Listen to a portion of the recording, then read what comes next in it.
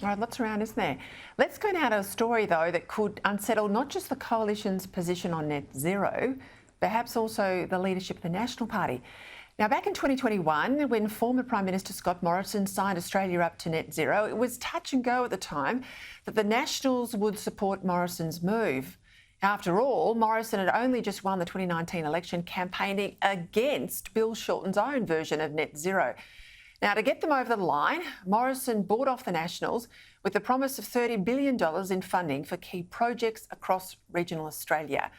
But now senior party sources say Nationals Party leader David Littleproud has failed to lock in this funding. Now, this comes after Littleproud was rebuffed by Peter Dutton for taking an unplanned proposal to the Shadow Cabinet Budget Committee days before the Parliament broke for the winter break. Now, unsurprisingly, there are now reports of growing internal rumblings over Littleproud's performance and talk of concerns about his interactions with colleagues and staffers. Joining me now to discuss this and more, as he does every Monday, the national editor at The Australian, Dennis Shanahan. Dennis, welcome as always. I recall the fight at the time. It was a really big fight. The PM was on his way to Glasgow. He wanted to take net zero, basically recanting what he'd taken to the 2019 election. And it really came down to the wire. I think there might have only been a vote in it for the Nats. Now it looks like they towed the line and all of these gains might be lost. So I can see why there's plenty of unrest. Well, what's likely to happen now? Oh, well, look, I think the unrest will continue. Let me say, over the last 10 years, we've seen more leaks from the National Party room, more leadership division than we've seen in the previous life of the National Party. The National Party is traditionally a party that keeps its secrets close and its leadership divisions equally close. But now what we're seeing is part of an obvious dissatisfaction with David Littleproud's leadership. There's obviously comparisons with Barnaby Joyce's deal with Scott Morrison. And there's also a feeling that David Littleproud is not making enough impact as Nationals leader. What we're actually seeing at the moment is Jacinta Price, the new senator who's actually CLP, is leading the No campaign. She is the highest profile National Party MP or senator. And so this detracts further from David Littleproud's authority. I think he's got a major problem with not being able to deliver what Barnaby Joyce got from Scott Morrison.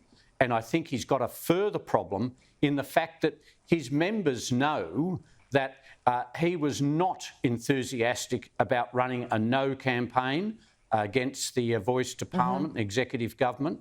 And so we actually have a National Party leader who is not quite in tune with his National Party colleagues and certainly not with the National Party supporters, who are still one of the largest groups of political membership in the country. So I think what we have is dissatisfaction, instability, whether it's I doubt that is actually a orchestrated leadership campaign. I'm told that there's no counting at this stage. But with these things, as soon as they start to get momentum, anything can happen. And so I think for the moment, David Littleproud will be very pleased that the long winter break is underway.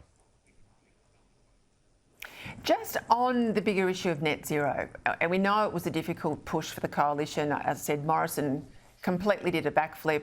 The Nats were hard to get over the line. Does net zero survive the coalition in opposition, the National Party in opposition, given last week we saw a country like Sweden completely upend their own green targets? Look, it's a big ask for the coalition to change.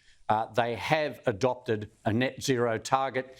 It was one of those things that politically settled it so that they could no longer be described as deniers. It was one of those political difficulties that the coalition had to grapple with. And Scott Morrison did take it to the Glasgow meeting and committed the coalition to it.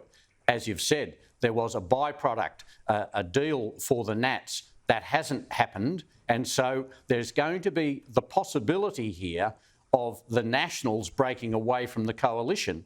This is part of what's going on within the Nationals. They don't feel like they are different enough from the Liberal Party. And of course, in opposition, there isn't a coalition as a government as such. And so what we actually see is the Nationals wanting to put their own stamp on it. And look, there's no doubt that with Sweden, that this week in Germany, Volkswagen has announced that projected sales on their electric vehicles are down 30%. They are laying off 300 workers in one of their biggest factories in Germany. This is one of the difficulties of net zero, that people, when it comes to the cost and when they make the choice, they are faced with the object of subsidies. Already, the car manufacturers in Europe are saying we need subsidies to ensure we can sell electric vehicles. Well, that completely undercuts the idea that renewable energy is the cheapest or electric vehicles are the cheapest. They're not if they're subsidised. Well, let's go to The Voice, because over the weekend, Yes 23, that's the official campaign for the Yes side, I think they called it the official start of their grassroots campaign. 30-odd events, community-style events around the country. A real push away from high-profile celebrities and sporting stars and all the sort of elites that have dominated their campaign thus far. They say they've got the message, they've got to go over now and win ordinary people to their campaign. This reboot, do you think they can gloss over the concerns people have about The Voice, the lack of detail, the fact that there is a Trojan horse argument, I think that's really cutting through, about treaties and racial inequality, reparations and everything else? Do you think they can cut through all of that, or at least bypass that debate with this grassroots message and make it, all sunshine and light? Can they get there, Dennis? Well, look, I think they're starting from behind the eight ball, of course. The No campaign has been running hard and effectively, and the polling all shows that the Yes campaign is in deep trouble. On the weekend, all of these meetings with all of the people around the country were designed not so much to convince them to support the Voice to Parliament. It was about trying to recruit them to go out and talk to their friends, literally to go and talk to one or two friends, convince them to vote. So this is a complete turnaround of what the campaign has been and what Anthony Albanese has been saying, where he says, sporting bodies, sporting stars, corporate leaders, these will all show people how to vote. Well, this clearly hasn't worked so far. Having politicians in charge hasn't worked for the Yes campaign. And I think there's a real difficulty here in trying and get thousands, tens of thousands of people to run a campaign when it hasn't been clear what the message has been. This is the problem for the Yes campaign.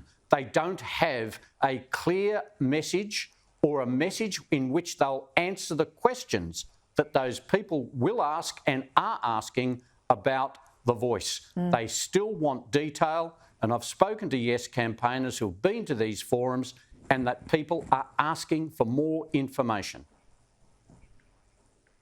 Dennis, thank you.